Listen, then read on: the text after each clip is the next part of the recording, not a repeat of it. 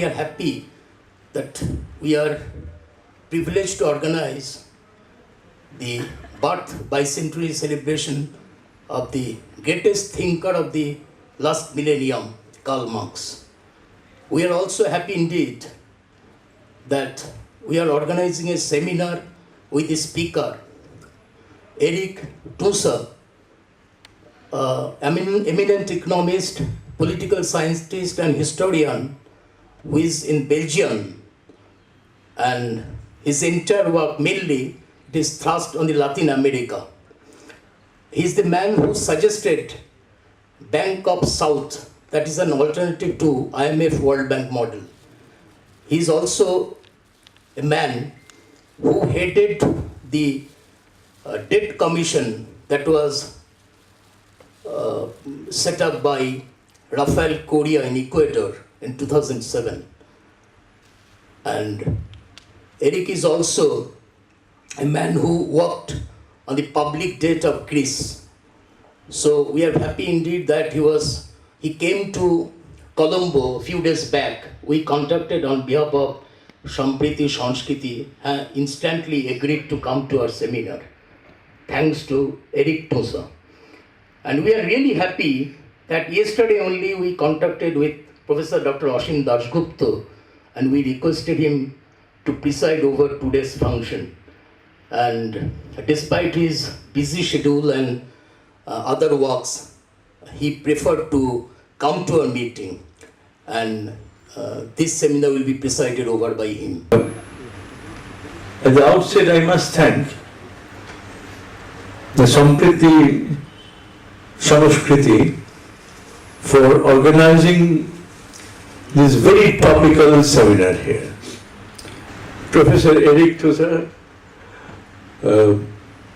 very eminent economist, political scientist. He was the founding president of the Bank of the South for Latin American countries, which is exactly an alternative approach to banking.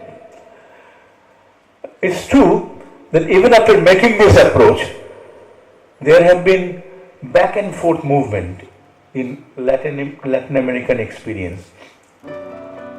We would like to hear it from him.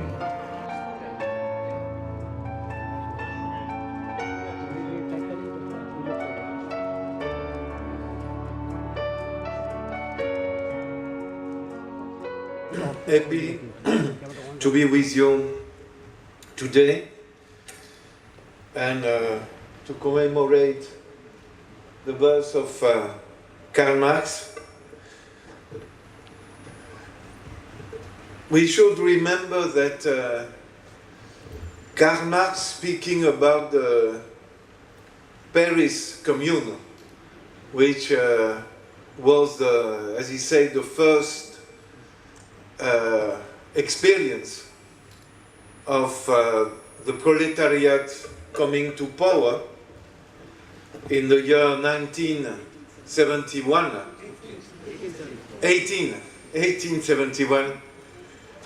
He was celebrating the courage of the communards, the leaders of the Paris Commune. But he said they made a very big mistake.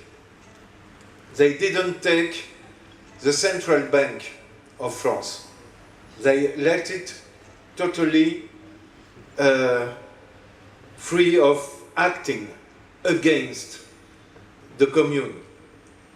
And he said if the communards had taken the control of the Banque de France, the Central Bank of France, they would have been capable to negotiate with the conservative power of the government who went to Versailles to take the counter-offensive against the communards. It would have been possible for the communards to negotiate a solution in favor of consolidating the revolutionary experience. But the communards were afraid of taking the control and the power on the central bank. and and on the banks.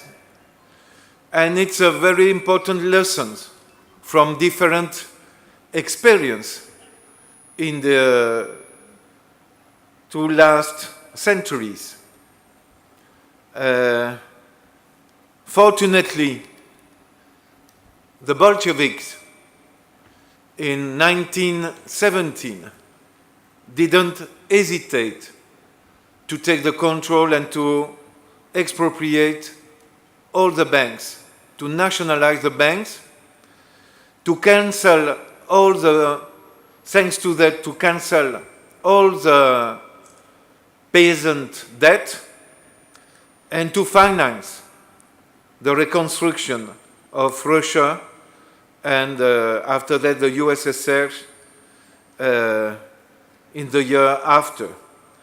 Relating this decision of expropriation, nationalization of the private banks with the repudiation, total repudiation of all the Tsarist debt. It was, that represent two major decisions who can explain the success of the Soviets at the beginning of the years 1920s. I would also underline the decision of Franklin Roosevelt in 1933. He was clearly a capitalist in favor of some Keynesian capitalism, but he took the strong decision to close down during 1 week all the banks in the US in March 1933, and to convince the Congress to adopt the famous Banking Act or Glass-Steagall Act, which separate totally investment bank from deposit bank, and which allow the US to avoid new banking crisis during 50 years, until the years 80s and 90s, when the government of the USA decided to abrogate the Glass-Steagall Act in 1999, which is one of the main factors of the huge banking crisis of 2006, 7, 8 in the US and the collapse of Lehman Brothers in September 2018. We can also mention as an important decision related to the central banks and the bank, one of the first decisions of the revolutionary government after the victory of the Cuban Revolution, the 1st January of 1959.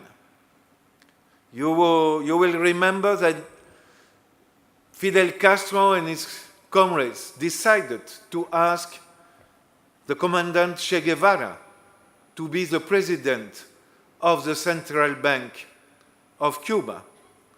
And it allowed the Cuban regime to finance the development of and the beginning of a transition to socialism in the year 60s.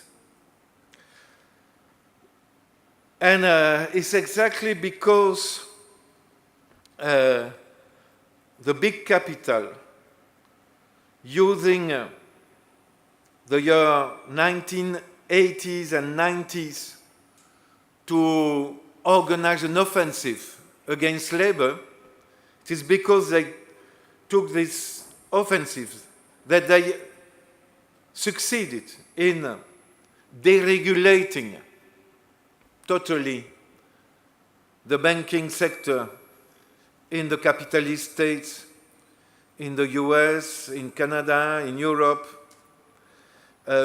which provoked the crisis, banking crisis of 2006, 7, 8.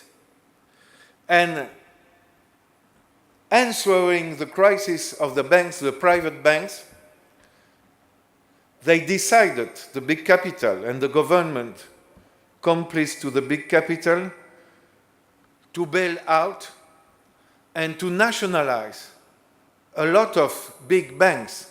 Royal Bank of Scotland in UK, Northern Rock, Bankia in Spain. Something like 20 big private banks has been nationalized after the crisis of 2008, but not in favor of the people. It was really the bailout of the capitalist system. They nationalized the banks because they were almost bankrupt, and it provoked a huge increase in the public debt in Europe and in North America. And now, the objective is to re-privatize Royal Bank of Scotland when the cost for the British public was over 40 billion pounds to bail out Royal Bank of Scotland. Now they want to re-privatize it. In different countries of Europe, we are launching campaign to say these nationalized banks are our banks. We want a socialization of these banks. And we refuse the re-privatization of these banks.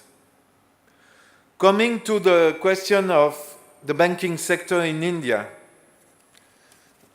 I brought here something like 15 articles published by the Financial Times. This the main financial daily paper in the world. We can rename it Financial Crimes. Financial Times, since 2 years, is leading a campaign against the public banking sector in India. Something like 20, 30 long articles. Like that, one-page articles to demonstrate that the public sector in India, banking public sector, is inefficient, is almost insolvent because of the huge amount of the NPAs. And it is the same taking into account the campaign led by the Prime Minister in India and the big capital in India against the public banking sector. And as you know, they underlined the huge amount of NPAs. I think that officially they say that the NPAs represent 12% of the total loans given by the banking public sector. But I have to tell you that this situation in India is not exceptional. Take into account the situation in Europe. The NPAs so the non-performing assets in Greece represent 45% of the total loans of the full banking sector of Greece, which is totally private. In Cyprus, NPAs represent 45%. In Portugal, 17%. In Slovenia, another country part of the Eurozone, 13%. In Italy, 12%. The NPAs in Italy represent 300 billion euros, more or less $360 billion of NPAs in Italy. When in India it's around $140 billion, the NPAs, total amount of NPAs. That's to say that Italy, which has much less population as India, 80 million inhabitants of Italy, has NPAs representing more than the double of the NPAs in India. And all these non-performing assets or non-performing loans are due to the private sector, not the public banking sector in Europe. So they have no lesson to give to India at this level. I say that not to try to convince you that there is no problem. Of course, there is a huge problem with the public banking sector in India. And you know very well why.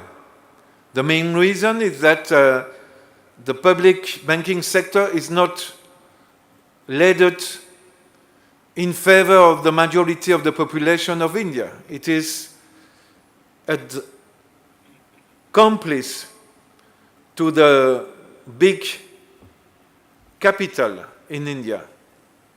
The main public banks like Punjab National Bank gave a huge amount of loans to big capitalists like Moody, the jewelry, and other big corporations. I saw this morning the full list of willful defaulter. And it's clear that this chronic capitalism, which consists in giving loans from the public sector, mainly to the big capitalists, who are defaulting on that loan, provoke the crisis of the banking public sector in India. But the conclusion should not be to privatize the public banking sector. The conclusion should be to socialize really the banking sector in India and taking emergency measures to confront or to solve the crisis. I tried this morning to think about that and to make some proposal for the debate here. I would mention as a first priority to recover the losses provoked by the big capital in the public banking sector in India, to recovering the cost of that, the losses, on the general patrimony, the global fortune or global assets of this capitalist. Not only the share or the proportionally to not only a limited part of the asset, but recovering on the overall asset of the big capital to refinance on a good way the Indian public banking sector. To refuse, second measure, to refuse to bail out at the cost of the citizen and at the cost of the little depositors, the public banks, to refuse to recapitalize the bank at the cost of the citizen, but protecting the little depositors. We know that 90% of the deposits in the public banking sector are under 1 lakh rupees deposit. So the little depositors are still confident with the public banking sector of India, and they should be totally protected. No bail-in which could involve these little depositors. It is also needed to sue the responsible of the situation, the directors of the banks, of PNB or other banks, who gave loans to this capitalist or crony capitalist. But to sue also the same capitalist. And you know and I know that the Indian authorities let this capitalist to escape any risk of being sued in front of a tribunal. And Modi and others are now living quietly in Europe, escaping from their responsibility. I would say it would be also very important to take the decision to forbid any speculative activity for the banks, public and private banks. To say that the banking sector should support the productive sector in the society, to support the need of the household, to support the need of the local public authority who need money to develop projects related with the needs of the population.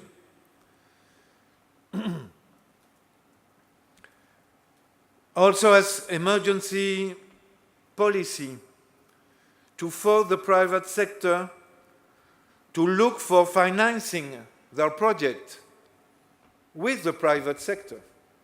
So not asking the public banks to finance the project of the big capital, but to finance the real economy. And the big capital should look for themselves and asking to the private sector to finance their project at their risk, with no guarantee from the government. Also, I think we should advocate for the full transparency of the accounts of the banks, public and private banks, to the suppression of the banking secrecy, to say to the RBI, the Reserve Bank of India, that this central bank should control the activity of the public banks on site and no more asking private audit firms to do the job of the RBI, and not accepting the official reports of the public banks without really auditing the real accounts, to avoid what happened with the PNB and other banks, who made a lot of transactions outside the country without giving the information, the related information to the RBI. Beyond that, we should advocate in favor of the full socialization of the banking sector. So to reorient the banking activity really in favor of the necessity of the masses. India and other countries need to struggle against climate change, to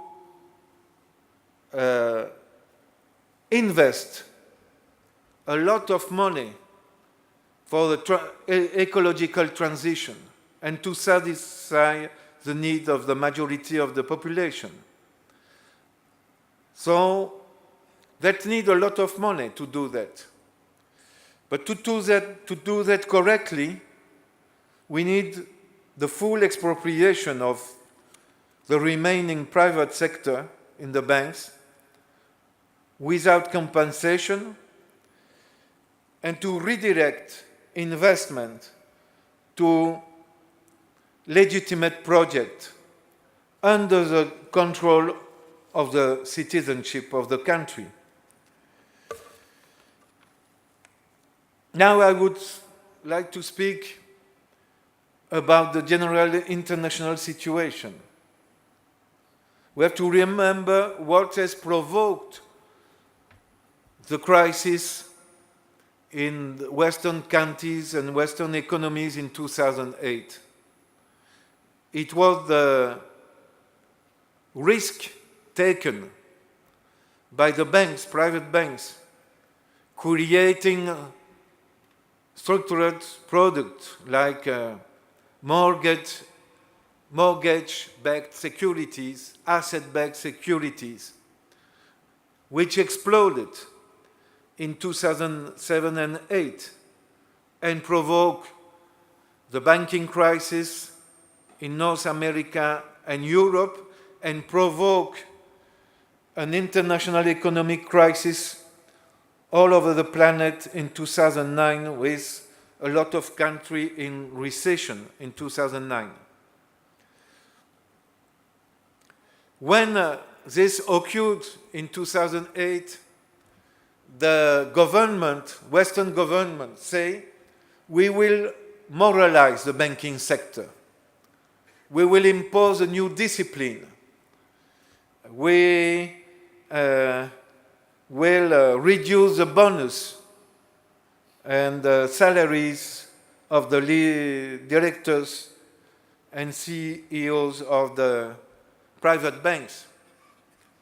But they didn't do that.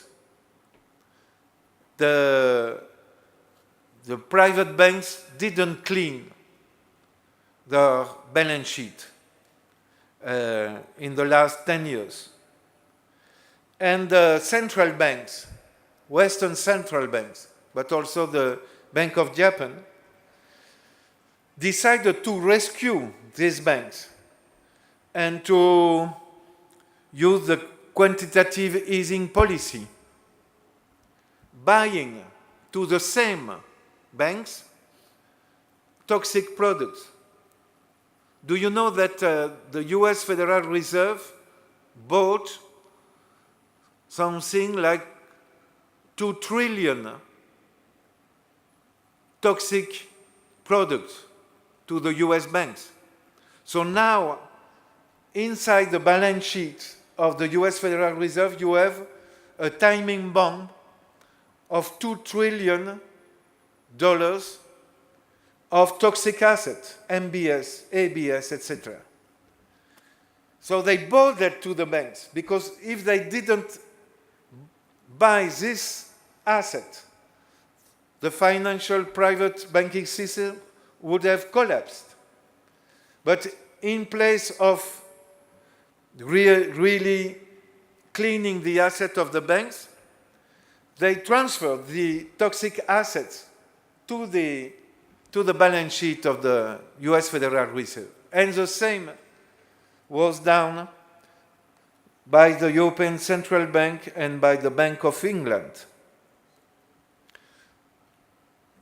Now, since 2 years, the European Central Bank is buying to the private banks and private corporation, non-financial corporation, for 60 billion euros monthly of toxic assets or of corporate bonds. What the banks are doing with this huge injection of liquidities and capital, they are not using this money to invest in the production. They are keeping on investing this huge amount of money in speculative activity. One of the main speculative activity is the buybacks of their own shares in the stock market to maintain the capitalization of the banks or to increase the value of the securities of the same banks.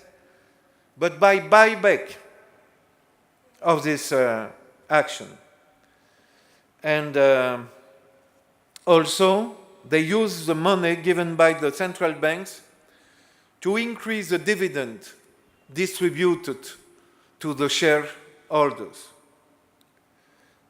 So now we have a new situation which prepares a new financial crisis in the Western countries, because we have a bubble on the corporate bond market.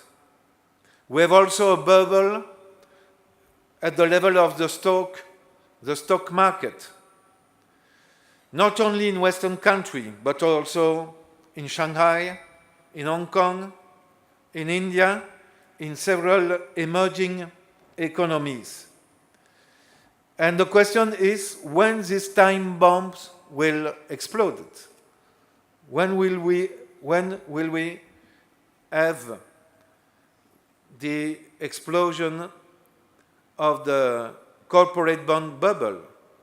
When will occur the stock market, the explosion of the next crash of the stock markets? We don't know, but it will happen. Maybe if we succeed in promoting by mass mobilization other type of orientation and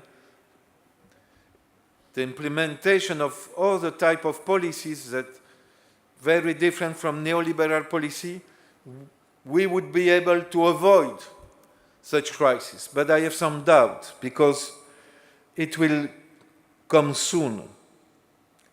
What we should address is the challenge to explain to the masses the new crisis which is coming in front of us, and to convince more and more people of the necessity to adopt a comprehensive program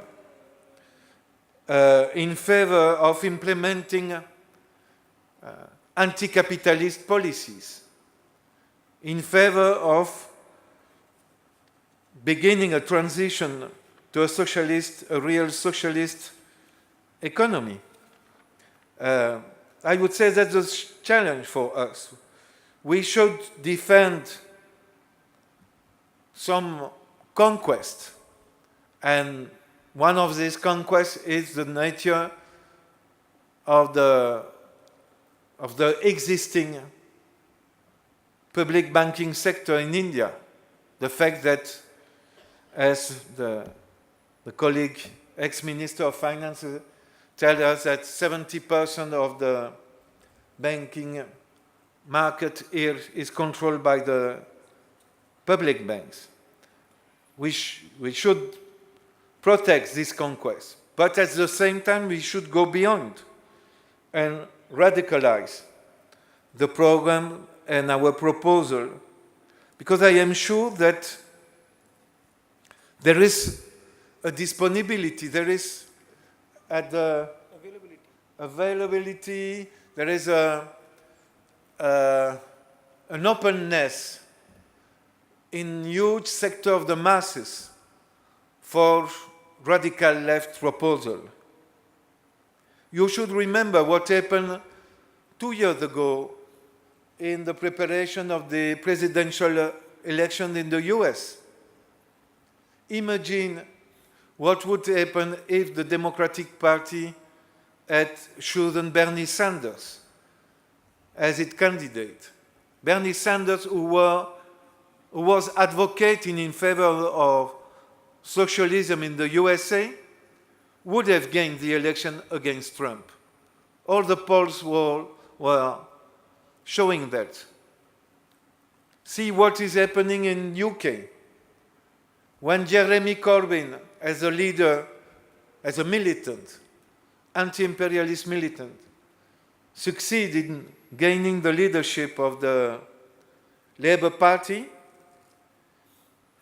he advocated for radical proposal, renationalization of the railways, renationalization of the postal service in UK,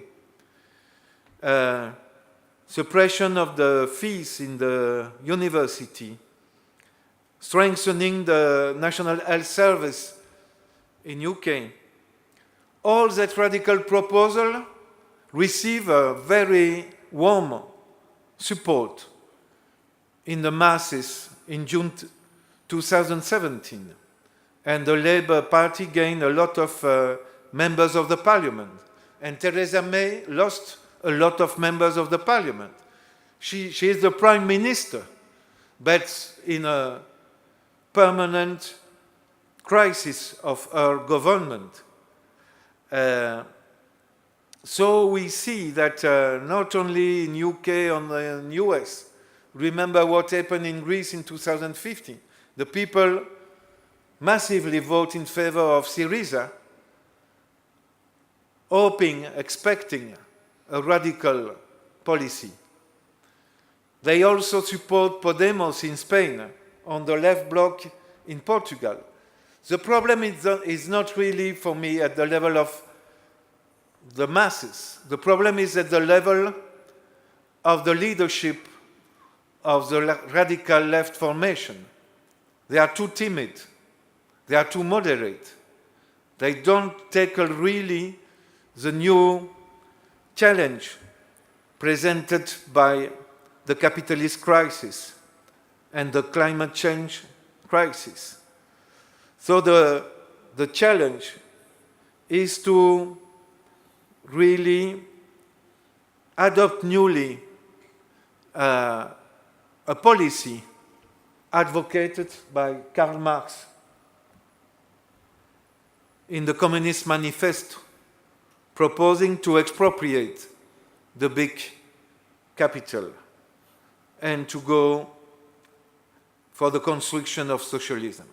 Thank you very much for your attention.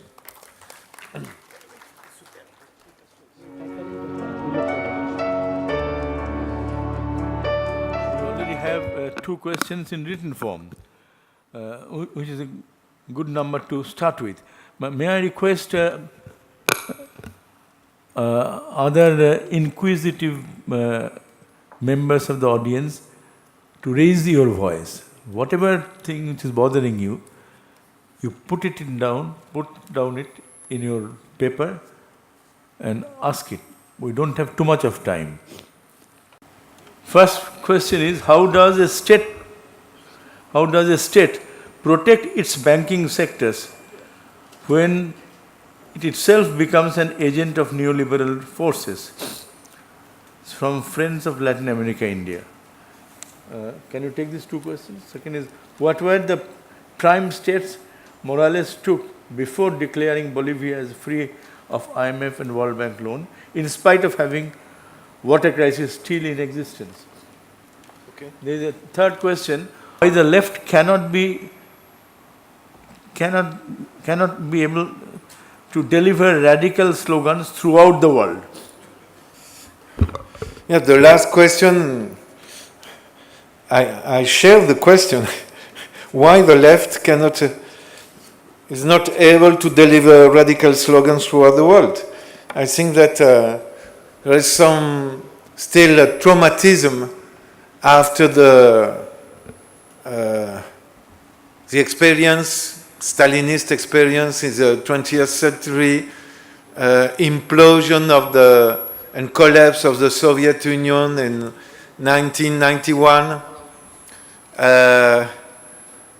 There is a real challenge from the part of the leadership of the radical left to have the courage to defend really radical socialist proposal and to recognize that there is not anymore the possibility of convincing the big capital to accept neo-Keynesian policies.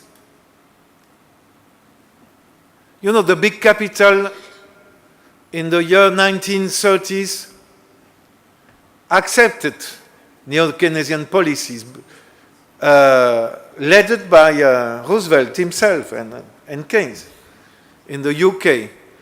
And after the Second World War, the workers' movement who struggled against the Nazis in Europe had the power to pressure on the big capital to make concession, to avoid socialist revolution. But now this big capital doesn't want anymore to make concession. They want to confront the masses. They want to destroy what still exists from the welfare state.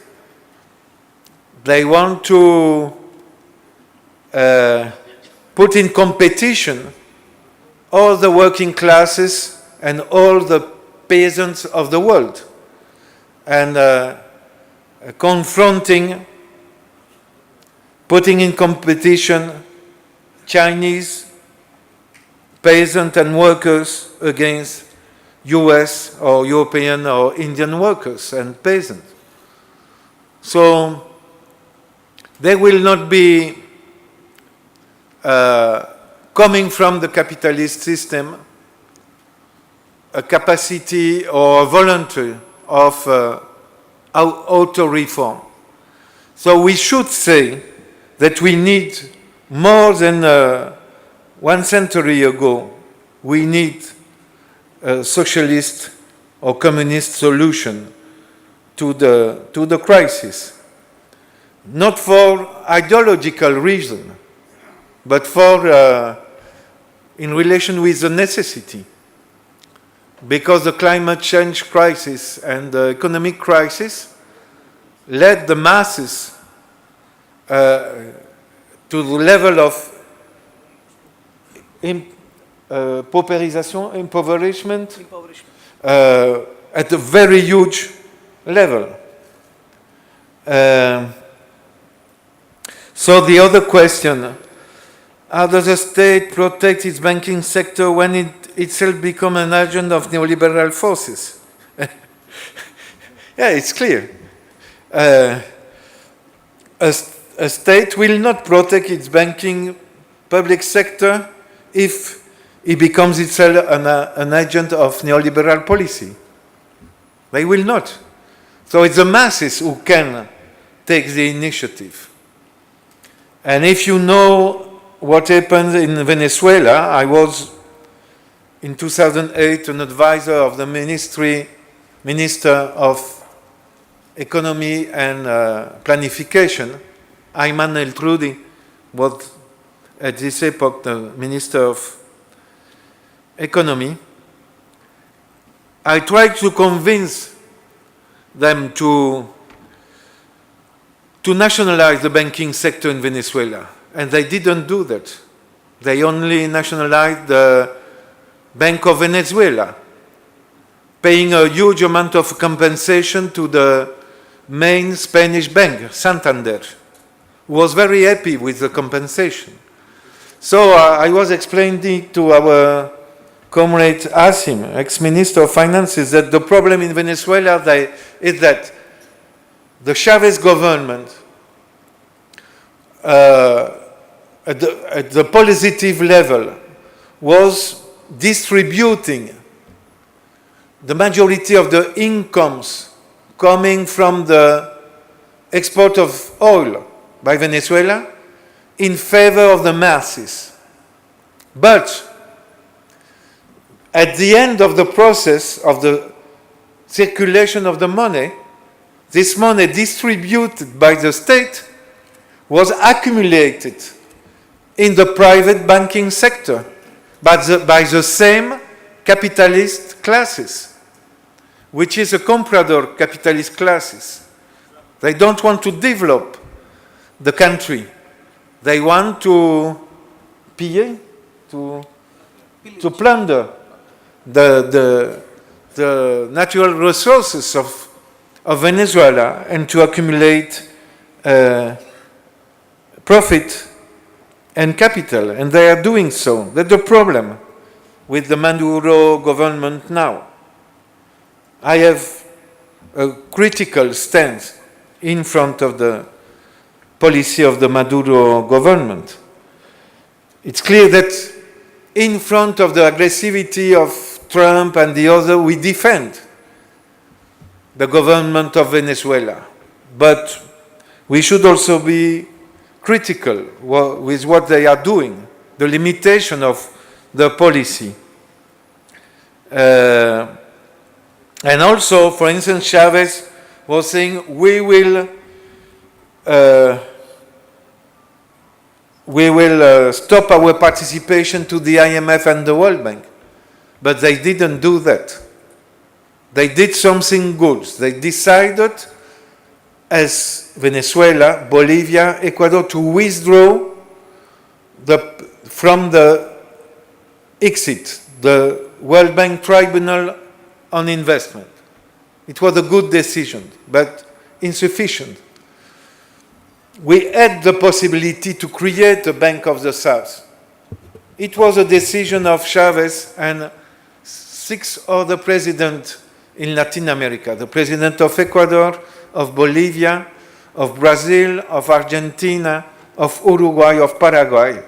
So 7 countries with, under the impulse of Chavez in Venezuela, decided to create the Bank of the South. And I was, in this epoch, advising the government of Rafael Correa in Ecuador on that question.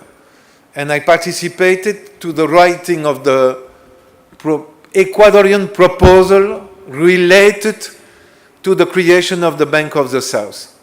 And we really advocated in favor of an alternative multilateral bank, an alternative to the IMF and to the World Bank. In this epoch, 2007-8, it was possible to join a part of the foreign exchange reserve of the countries of the region and to build a powerful Bank of the South. The 7 presidents signed the agreement of the creation of the Bank of the South. They made a very big presidential meeting celebrating the birth of the new institution. But 10 years after, there is no a single loan given by the Bank of the South. It only exists on the paper. One of the reasons is the incapacity of the leftist government to go really forward to put in practice what they pretend to do. And also Brazil has an important responsibility. Brazil was supposed to support the Bank of the South, but in reality, Brazil participated to the Bank of the South to paralyze the process. Because they have their own Bank of Development, BNDES, and they want to control all the loans given to the neighbors, like Ecuador, Bolivia, etc. And they don't want a multilateral institution. So they participate to the Bank of the South to obstaculize really the development and the activity of the bank. And so the lesson is that beyond the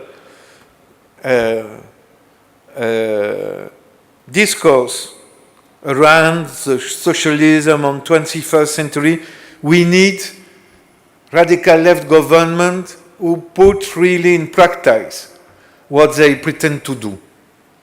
And we need to have a auto-activity, self-organization of the masses to maintain a permanent pressure on the government. Because if there is no sufficient pressure from below, the pressure will come from the big capital. on the leftist government to force them to make concessions. So it's only with the pressure from below and a positive dialectic between the left government and the masses supporting him that such government can go beyond the discourse and taking really the necessary policy needed by the population and the toiling masses. Thank you.